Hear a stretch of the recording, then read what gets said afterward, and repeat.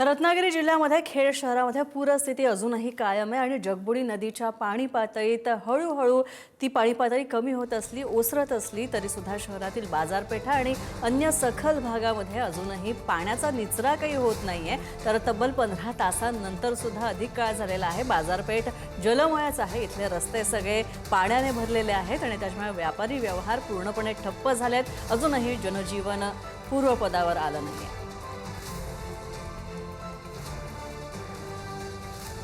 48 तासाच्या मुसळधार पर्जन्यवृष्टीनंतर खेडमध्ये पूर परिस्थिती निर्माण झाली होती आणि आपण उभे आहोत खेडच्या बाजारपेठेमध्ये। माझ्या पाठीमागे तुम्ही पाहताय ते दृश्य आहे जगबुडी नदीचं। खेड शहरातून पूर्णपणे आता पूर हा ओसरलेला आहे, परंतु पाठीमागे जे पुराचे अवशेष आहेत ते या ठिकाणी आपल्याला पाहायला मिळतील। संपूर्णपणे चिखल हा खेड शहरातल्या पूरप्रवण क्षेत्रामध्ये आता आहे। त्यानंतर या ठिकाणी खेड नगरपालिका जी आहे, नगरपालिकेने या ठिकाणी खेडची बाजारपेठ स्वच्छ करण्यासाठी जी आपली पूर्ण यंत्रणा आहे ती ताकदीनिशी उभी केलेली आहे।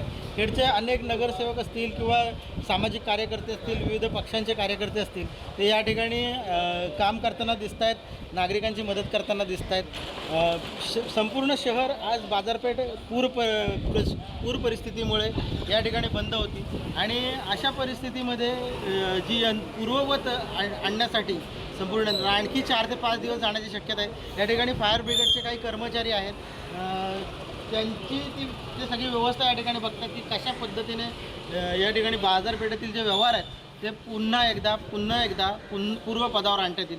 परंतु किती नुकसान झालं आहे याचा आढावा मात्र शासकीय यंत्रणेने तातडीने घ्यावा, अशा प्रकारची मागणी ही व्यापारी वर्गातून येथील नागरिकांमधून होते आहे। कुडाळ न्यूजसाठी अनुज जोशी, खेड, रत्नागिरी।